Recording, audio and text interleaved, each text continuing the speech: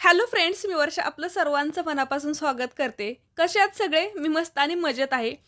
तर आजच्या व्हिडिओमध्ये माझ्या खूप जास्त आवडणाऱ्या म्हणण्यापेक्षा खूप जास्त इफेक्टिव्ह अशा रेमेडीज तुम्हाला मी सांगणार आहे. या जर इफेक्टिव्ह आहेत, तर मग दुसऱ्या रेमेडीज इफेक्टिव्ह नाहीत का? तर असं नाही. ऑल ओव्हर बघा सगळ्याच हेअर टाइप्सना सूट होणाऱ्या, ज्याने केस पण वाढतील, केस मेंटेन पण होतील, दाट, मॅनेजेबल म्हणजे ऑल ओव्हर सगळ्याच गोष्टींवरती ज्या रेमेडी वर्क करतात की नाही, तर अशाच रेमेडी मी एकत्र केलेल्या आहेत आणि त्याच तुमच्यासोबत मी शेअर करणार आहे, जेणेकरून तुमचं सुद्धा हेअर केअर होईल आणि याच रेमेडीमध्ये माझं सुद्धा हेअर केअर लपलेलं आहे मंथली. तर पहिली रेमेडी जी आहे की नाही, ती आहे DIY हर्बल ऑइलची, म्हणजे घरीच बनवलेल्या तेलाची. आता बघा प्रत्येक रेमेडीसोबत मी ती का इफेक्टिव्ह आहे, तर त्याचे काही टिप्ससुद्धा सांगणार आहे. त्यामुळे व्हिडिओ तुम्ही स्किप करायचा नाही, शेवटपर्यंत बघायचा आहे. इकडे मी रेमेडी कोणतीही एक्सप्लेन करणार नाही. प्रत्येक रेमेडी तुम्ही बघितलेली आहे. फक्त यावेळेस मी तुम्हाला हे सांगणार आहे की याच रेमेडीज का इफेक्टिव्ह आहेत, किंवा काही गोष्टी अशा सांगणार आहे की तुम्हाला ते पटकन समजतील आणि तुम्ही त्या नंतर फॉलो कराल आणि तुम्हाला त्याचा फायदा पण होईल. आता बघा, ऑइलिंग करणं किती महत्त्वाचं आहे आपल्या सगळ्यांनाच माहीत आहे. केस धुण्यापूर्वी तेल लावणं हा माझा नियम आहे आणि याच्यामुळेच आपले केस खूप जास्त मेंटेन होतात, वाढतात सुद्धा आणि दाटसुद्धा होतात. तर कोणतंही तेल तुम्ही लावू शकता आणि सगळ्यात महत्त्वाचं आणि माझं हे इफेक्टिव्ह तेल आहे.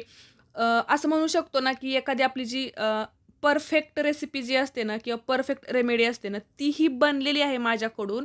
आणि माझ्या केसांनाच नाही, तर आत्तापर्यंत माझ्या दोन्ही फॅमिलीमध्ये रिलेटिव्हज जेवढे मला खूप खूप जास्त सगळ्यांनी सांगितलेलं आहे, की हे तेल आम्ही बनवलं आणि याचा आम्हाला खूप चांगला फायदा झाला. केस पण वाढले आणि केस खूप मऊ होतात आणि चमकतात सुद्धा. आणि त्यासोबत लगेचच एक 3-4 वेळेला जरी तुम्ही लावलं ना, तर केस गळती सुद्धा थांबलेली आहे. तर 3 महत्त्वाच्या गोष्टी आहेत. हे तेल इफेक्टिव्ह का आहे? तर हे कोल्ड प्रेस ऑइल वापरते मी. सगळ्याच गोष्टी नॅचरल आहेत आणि तिसरी महत्त्वाची गोष्ट म्हणजे मी हे रेग्युलरली लावते. आता दुसरी आणि माझी खूप जास्त इफेक्टिव्ह अशी रेमेडी कोणती आहे? तर याच्यामध्ये बघा 2-3 तुम्हाला लगातार हेअर मास्क मिळणार आहेत आणि याच्यामध्ये कोणत्या वस्तू वापरते त्यासुद्धा तुम्ही बघाच.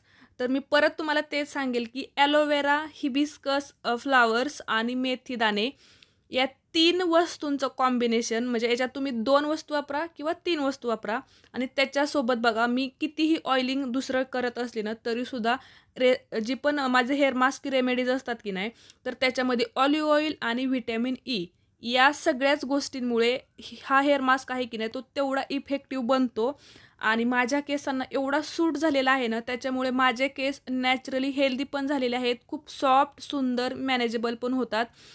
खूप जणी तर मला असं म्हणतात, की "तू कोणती ट्रीटमेंट केलेली आहे केसांवरती?" पण सगळं हे रेमेडींचाच कमाल आहे.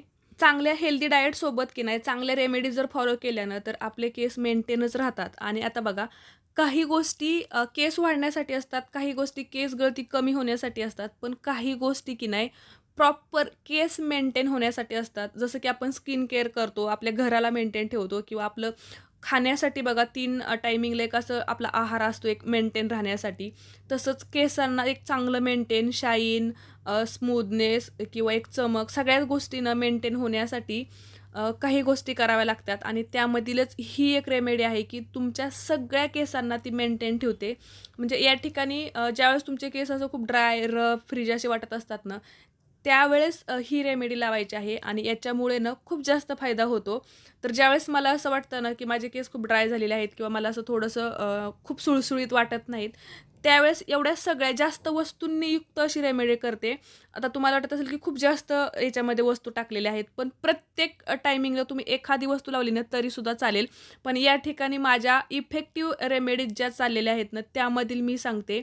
तर बघा, परत मी तेच सांगते, की इफेक्टिव्ह याच्यासाठीच आहेत, की मी कोणत्याही पावडरी न वापरता नॅचरल गोष्टी वापरते आणि त्याच्यामुळेच माझ्या केसांना खूप जास्त फायदा होतो.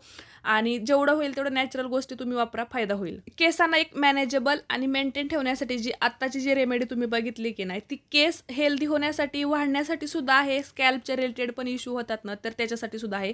पण आत्ताची ही जी आहे की नाही, जवस, मेथी किंवा तांदळाचं पीठ या गोष्टींनी वापरून जी बनवतो की नाही, म्हणजे काही गोष्टी इकडे-तिकडे आहेत काही रेमेडींमध्ये. तुम्ही प्रत्येक रेमेडीमध्ये बघितलं असेल का नाही, की काही वस्तू कमी जास्त प्रमाणात किंवा काही गोष्टी असतात, काही गोष्टी नसतात.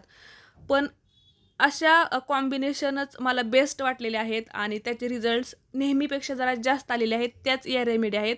तर बघा हे सगळं जे उकळवून घेतलेलं आहे ना, हे एक मला खूप जास्त आवडतं आणि हे एक माझ्या केसांना सूट झालेलं आहे आणि याच्यामुळे सुद्धा मला ना म्हणजे एक चांगले रिझल्ट्स भेटतात. ज्यावेळेस मला काहीच असं वाटत नाही का नाही की काहीच गरज नाही, हेअरफॉल होत नाही, काय नाही.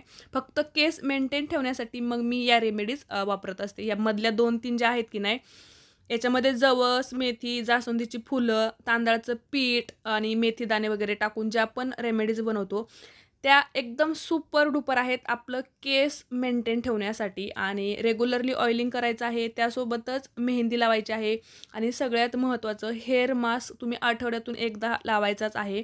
आणि मला एक ना असं जादू सापडल्यासारखं झालेलं आहे, मॅजिक आपण म्हणतो की नाही तसं, ते म्हणजे जास्वंदाची फुलं आणि याचा मी प्रचंड वापर केलेला आहे माझ्या केसांवरती आतापर्यंत. त्याच्यामुळे या सगळ्या ज्या रेमेडीज आहेत की नाही, तेल सोडल्याच्या नंतर ज्या सुरू झालेल्या आहेत हेअर मास्कमध्ये ज्या पण तुम्ही बघताय त्या, तर ह्या माझ्या केसांसाठी एकदम परफेक्ट झालेल्या आहेत आणि खूप टेक्स्चर चेंज झालेलं आहे. एकदम आपल्या स्कॅल्पपासून, मुळांपासून टोकांपर्यंत केस हेल्दी पण झालेले आहेत आणि एकसारखे दिसतात. अजिबात सुद्धा इकडे-तिकडे कलरसुद्धा नाही. खूप सुंदर झालेले आहेत. यानंतरची जी रेमेडी आहे ती आहे मेहंदीची. आता बघा मेहंदीचे मी किती सारे व्हिडिओज तुमच्यासोबत शेअर केलेले आहेत. पण हाच पॅक मला जास्त का आवडतो, तर याच्यामध्ये ना मी काय केलेलं होतं, की थोडंसं एक वेगळा प्रयोग केलेला होता. याच्यामध्ये मी जवसाचं जेल पण टाकलेलं होतं, ॲलोवेरा, आवळ्याचं पण जे म्हणजे वाटून टाकलेलं होतं.